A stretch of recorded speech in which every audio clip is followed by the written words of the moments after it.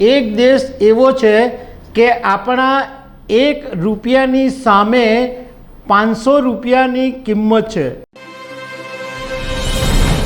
નમસ્કાર દર્શક મિત્રો, દુનિયાના એવા ઘણા દેશો છે કે જ્યાં આપણો જે ભારતીય રૂપિયો છે એની કિંમત વધારે છે, અને એમાં પણ એક દેશ એવો છે કે આપણા 1 રૂપિયાની સામે 500 રૂપિયાની કિંમત છે। મતલબમાં આપણો ભારતીય 1 રૂપિયો હોય તો એની સામે 500 રૂપિયા એ દેશનું ચલણની કિંમત ગણાય છે।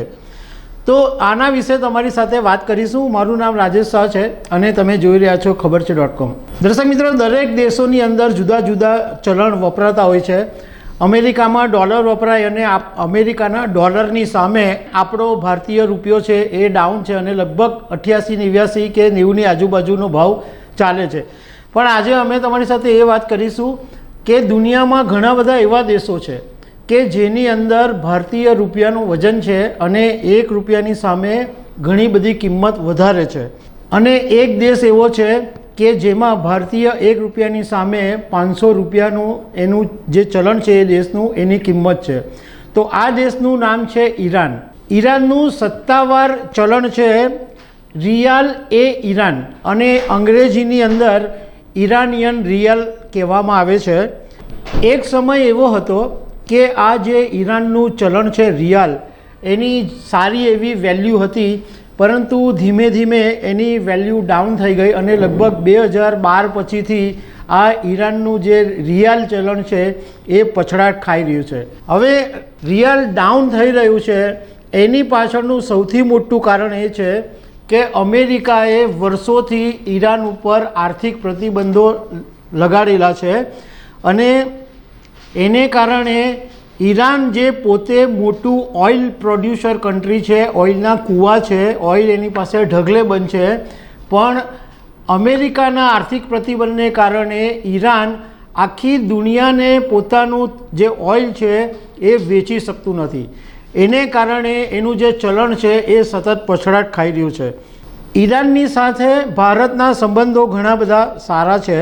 અત્યારે જે ભારતનો 1 રૂપિયો છે એની સામે ઈરાનનું જે રિયાલ છે એની વેલ્યુ છે 507.22 રિયાલ।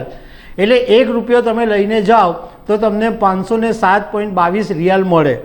એનો મતલબ એમ થયો કે ધારો કે તમે ઈરાન ફરવા જાઓ તો તમે લક્ઝરીથી ત્યાં રહી શકો, લક્ઝરીથી ત્યાં ફરી શકો, કારણ કે ત્યાં આગળ જે 5 સ્ટાર હોટલનું ભાડું છે એ 7000 રિયાલ જેટલું છે, અને એની મધ્યમ શ્રેણીની જે હોટલો છે એનું જે રેન્ટ છે એ 2000થી 4000 રૂપિયા છે।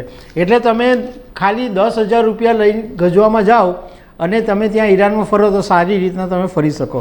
ઈરાનની અંદર ડોલર રાખવા ઉપર પ્રતિબંધ છે। ત્યાં આગળ તમે ડોલર એ લોકો સ્વીકારતા નથી, પણ ભારતીય રૂપિયા તમે રાખી શકો છો। ભારતીય રૂપિયાની અંદર ત્યાં આગળ ટ્રાન્ઝેક્શન થાય છે। હવે આ જે ઈરાનનું ચલણ છે રિયાલ, એનું સૌથી પહેલાં લોન્ચ થયું હતું 1798ની અંદર। એ પછી 1825માં રિયાલને છાપવાનું બંધ કરી દેવામાં આવ્યું અને એ ચલણ પાછું ખેંચી લેવામાં આવ્યું, અને થોડા વર્ષો પછી ફરીથી રિયાલનું ચલણ અમલમાં આવ્યું, અને 2012 પછી એમાં સતત ઘટાડો જોવા મળી રહ્યો છે, અને અત્યારે ખાસો એવો એનો ભાવ નીચો ચાલ્યો ગયો છે।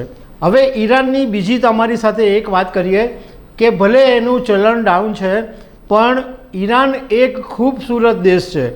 ત્યાં આગળ તમને અદ્ભુત સ્થાપત્ય અને પ્રકૃતિના અદ્ભુત નજારા તમને જોવા મળે। અહીંયા ઘણી બધી એવા સુંદર પ્લેસ એટલે એવા સ્થળો છે કે જ્યાં તમને ફરવાની મજા આવી શકે છે। ઈરાનની અંદર બરફથી ઢંકાયેલા અનેક પર્વતો છે, લીલાછમ જંગલો છે, મનોહર ટેકરીઓ છે, સરોવરો છે, સૂકા રણ છે, અને એવું કહેવાય છે કે ઈરાનની જે સભ્યતા છે એ 7000 વર્ષ જૂની છે। હવે આ તો થઈ ઈરાનની વાત, પણ બીજા દેશોમાં આપણા ભારતીય રૂપિયાનું કેટલી વેલ્યુ છે એના વિશે વાત કરીએ તો સિયેરા લિયોન છે, એમાં 1 ભારતીય રૂપિયા સામે 238.32નો ત્યાંનું ચલણનો ભાવ છે। ઇન્ડોનેશિયા 1 રૂપિયાની સામે 190 રૂપિયા અને વિયેતનામની અંદર 1 રૂપિયાની સામે 300 રૂપિયાની વેલ્યુ છે. એટલે આપણો 1 રૂપિયાની સામે ત્યાં વિયેતનામનું જે ચલણ છે એ 300 રૂપિયામાં મળે. તો દર્શક મિત્રો, આવી અનેક વાતો સાથે અમે તમને મળતા રહીશું. Thank you very much.